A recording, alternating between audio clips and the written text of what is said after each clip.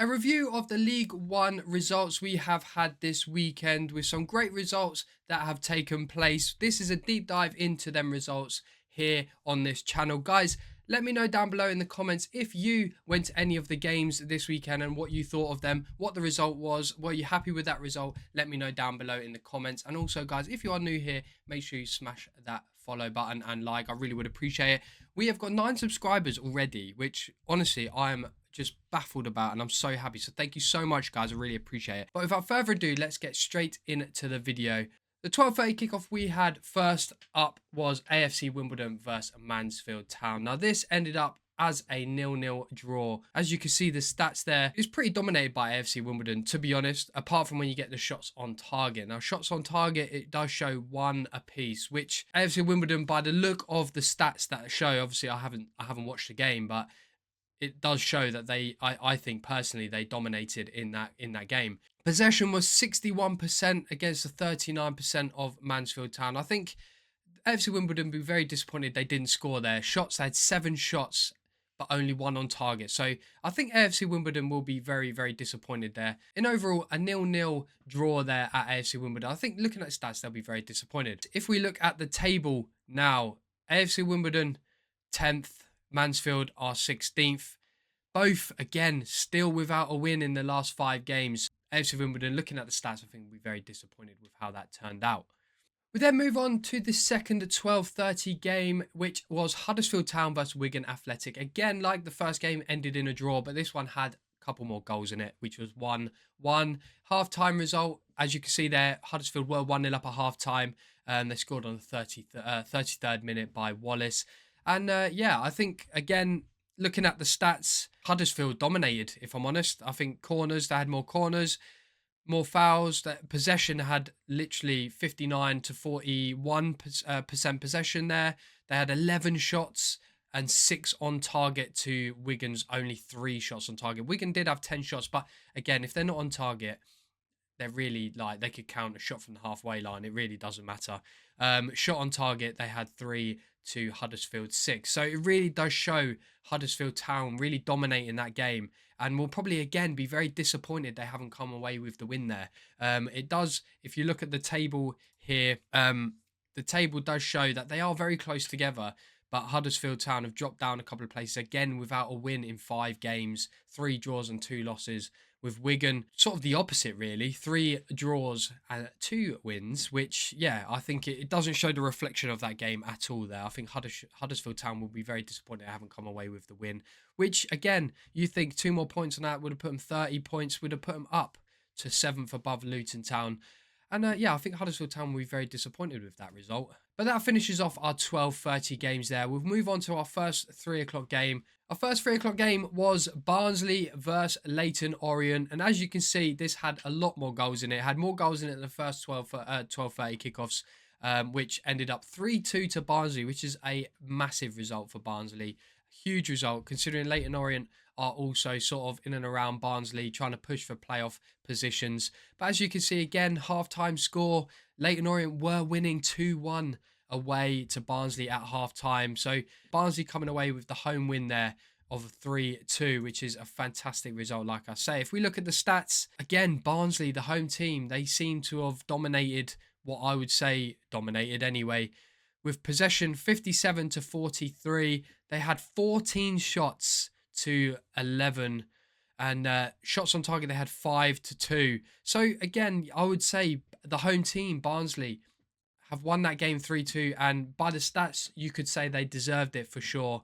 And if we take a look at the table, you could see Barnsley are up to 8th and Leyton Orient have dropped a place to 13th, which they will be disappointed with that for sure. And Barnsley winning a game, knocking that game they lost midweek. They have knocked that on the head and they've come away with a win there, which is a fantastic result, like I said. And it's pushed them back up towards the playoff positions, only a point behind Luton Town in 7th, which, yeah, is is a good, like I say, a fantastic result for Barnsley there. We move on to the next 3 o'clock kickoff, which is Blackpool versus Lincoln City. This ended in a 2-2 draw, another draw this weekend, but plenty of goals. And again, as you can see, same as last game, Lincoln were winning 2-1 at half time. So Lincoln might be a bit disappointed with that for sure. In overall, again, looking at the stats, you can see Blackpool dominated the game. Lincoln City will be very disappointed considering where they are, but what a fantastic result for Blackpool. It is a massive result for them. They're near the bottom and they've really, I think that's actually pushed them out of the relegation zone, but we'll have a look at the table in a minute. I might be wrong, but as you can see by the stats here, possession, 66% possession to 34 Lincoln City. That's a big difference for someone that's near the bottom. I know they're home team, but that's a big difference. Shots 17-9 and shots on target 4-2. Blackpool will be disappointed with that. They've had 17 shots and only 4 on target. And Lincoln City will be even more disappointed with only 9 shots and 2 on target. Considering where Lincoln City are, this was a result I did not see. I definitely predicted Lincoln to win that game. And I've been very much surprised by this result for sure. But what a fantastic result for Blackpool. Again, like I say, credit where credit's due. It's a fantastic result for Blackpool. Lincoln City scored in the 3rd minute and the 18th minute. So they were 2-0 up. So Blackpool did fantastic to come back to get the 2-2. Which, yeah, you've got to give Blackpool credit. And what a fantastic result. As we look at the table here, you can see Lincoln City stayed in 3rd. And then as we can look down, Blackpool, they are still 23rd. My apologies. I thought they got out of it. I was thinking of Plymouth. Blackpool didn't get out of it, but a fantastic draw. They've kept in line with Exeter City and Plymouth. They haven't lost any points, especially with Plymouth winning, which we'll go over in a minute. Blackpool have done well to keep in points with Plymouth, Exeter and Doncaster down the bottom to keep so they're not drifting too far away. The next 3 o'clock game was Bolton Wanderers versus Exeter City. And as you can see here, it ended 2-1 to Bolton Wanderers. Home win there. And again, half-time. A bit of a story of this weekend. The away team was winning at half-time and they just couldn't get over the line to finish it. Exeter City were winning 1-0 at half-time. Scored in the 20th minute. But Bolton Wanderers come back with, well, 2 reasonably late goals. The 70th and the 82nd minute. With no yellow cards, which is mental, with Exeter getting 4 yellow cards in that game. Funny enough, it's all after they scored their first goal, so they were probably defense. But if we go down to the stats here, should tell us a bit of a story. And as you can see, it really does. Bolton Wanderers, again, possession there is 62% to Exeter's 38%. And then shots on target, 24 shots to 3 of Exeter. And then shots on target 7-2. So actually in ratio, Exeter had 3 shots on target. 3 shots in total with 2 on target, which in total, that's not too bad. And then you had Bolton Wanderers have 24 shots with only 7 on target. But who won the game? At the end of the day, that's all that matters, isn't it, really? Bolton Wanderers have come away with 2-1 win. And to be honest, rightly so.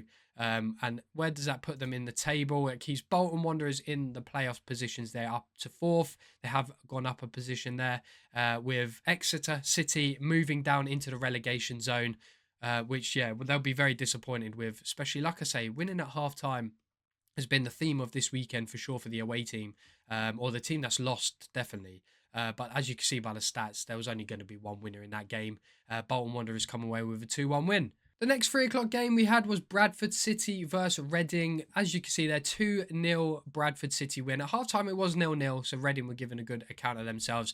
But it weren't long after half-time that Bradford got the first goal. It was 56th minute that they got the first goal. Then 84th minute, they got the second goal.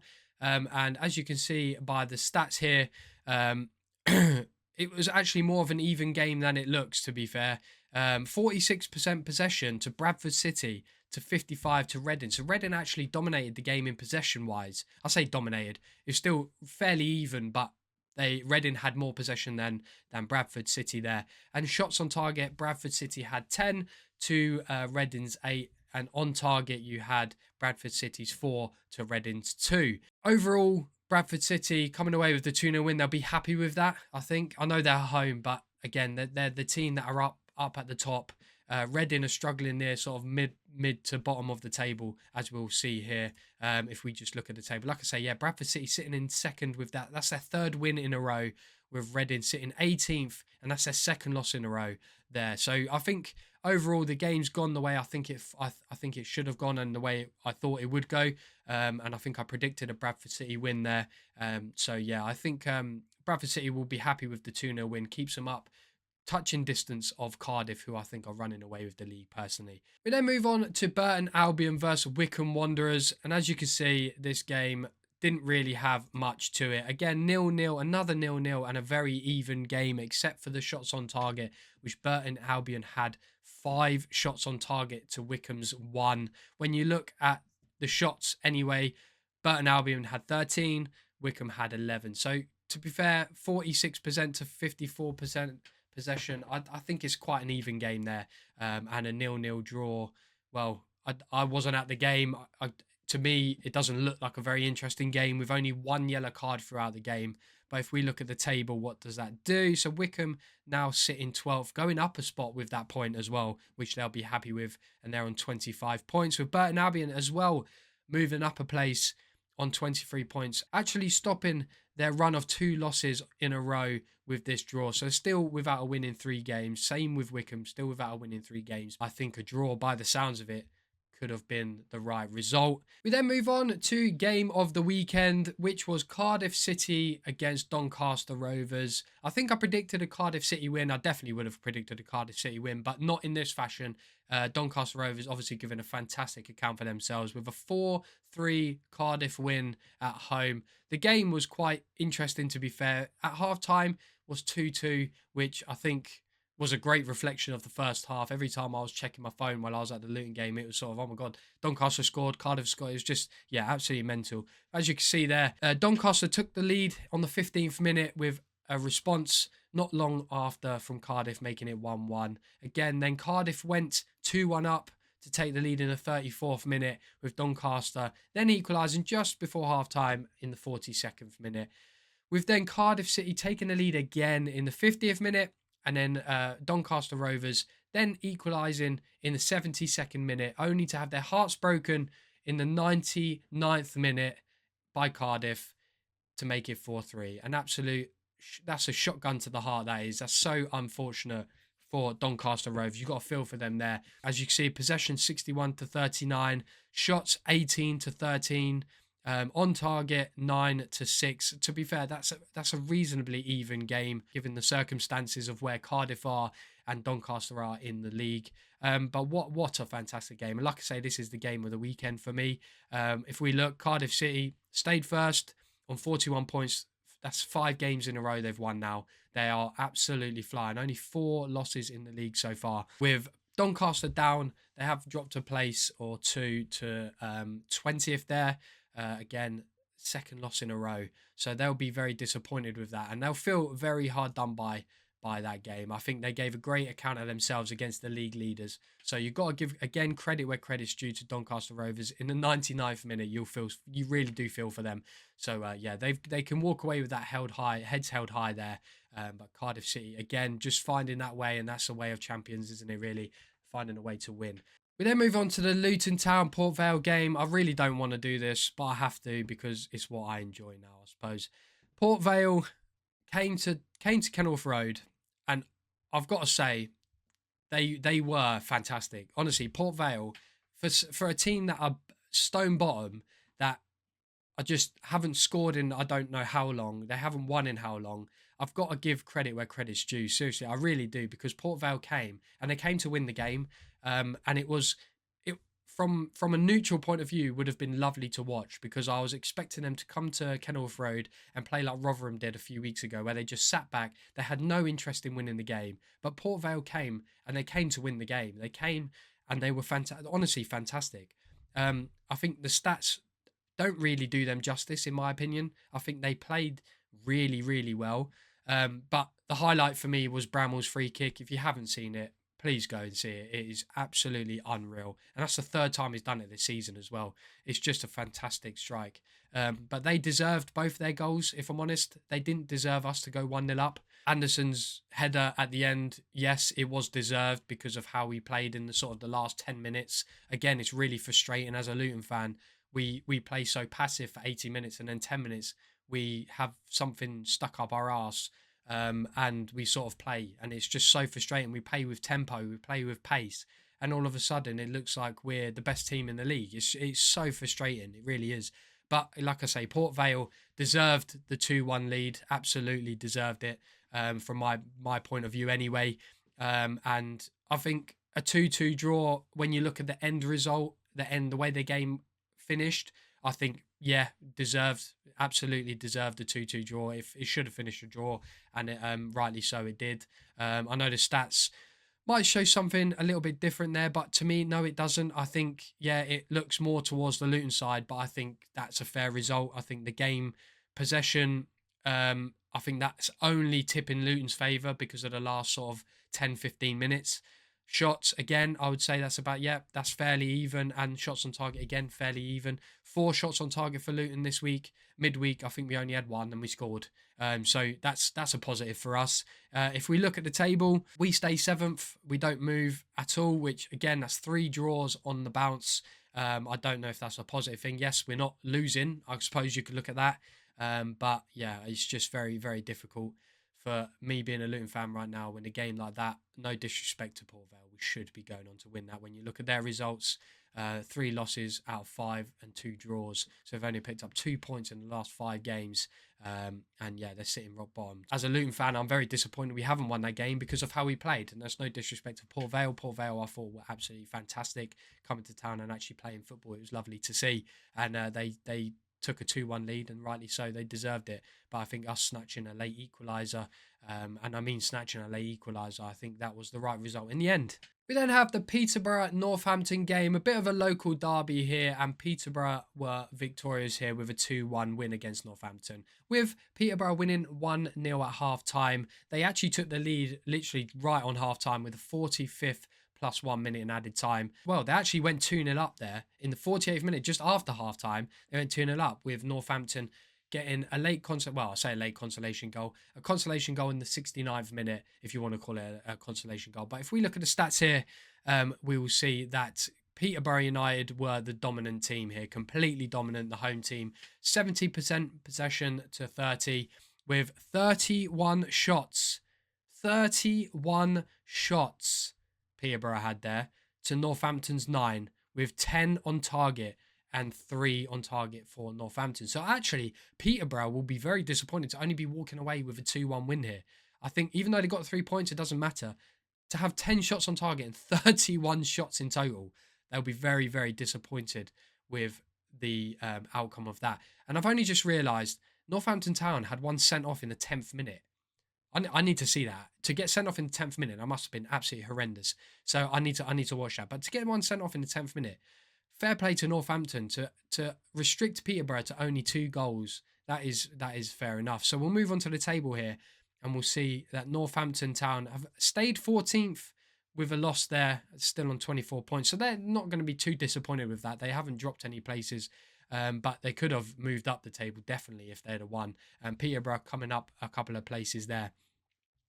Making that 2 wins on the bounce for Peterborough. So could this be the resurgence that they needed?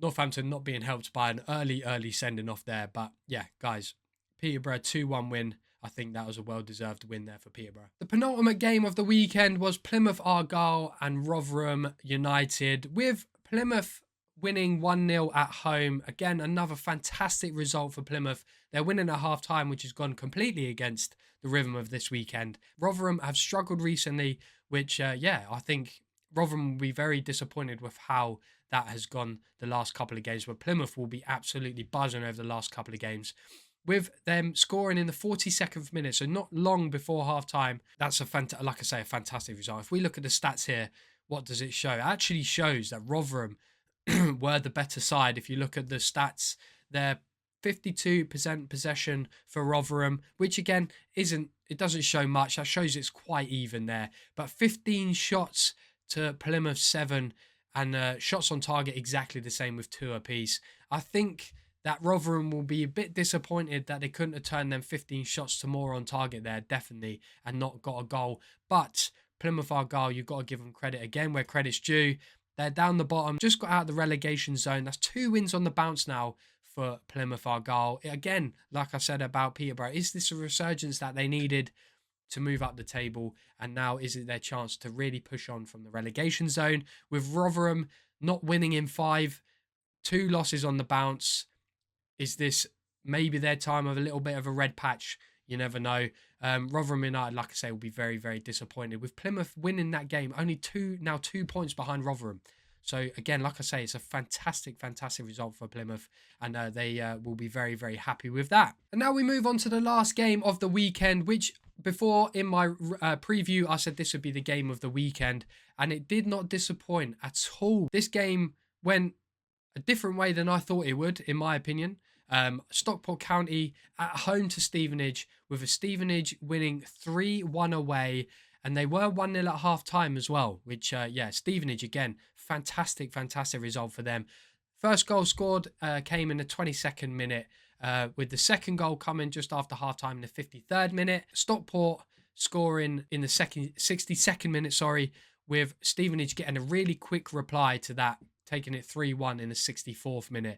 I think Stevenage will be very, very happy with that result. Absolutely, they've got to be. Stockport County showing that they had the more possession in that game, with 68% possession to 32% for Stevenage.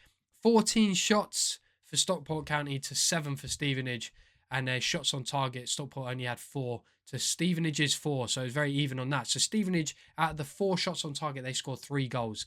They're going to be very, very happy with that result. Very, very happy. If we take a look at the table, both in the playoff positions, with Stevenage going above Stockport County because of this result, only by 2 points. Massive, massive result for Stevenage, because it keeps them up pace with the top 4 teams, with Bolton winning, Lincoln drawing, and Bradford City winning there. It keeps them in pace with them as well. What a fantastic result there for Stevenage, winning away to a promotion chasing rival there. So yeah, that finishes off our weekend, guys. I really appreciate you watching the video. Like I say, if you did go to any of the games this weekend, comment down below. And if you are going to any games this weekend coming, again, comment down below. And yeah, guys, thank you very much for watching. Smash that thumbs up button and subscribe button. I really would appreciate it. And I'll see you on the next video.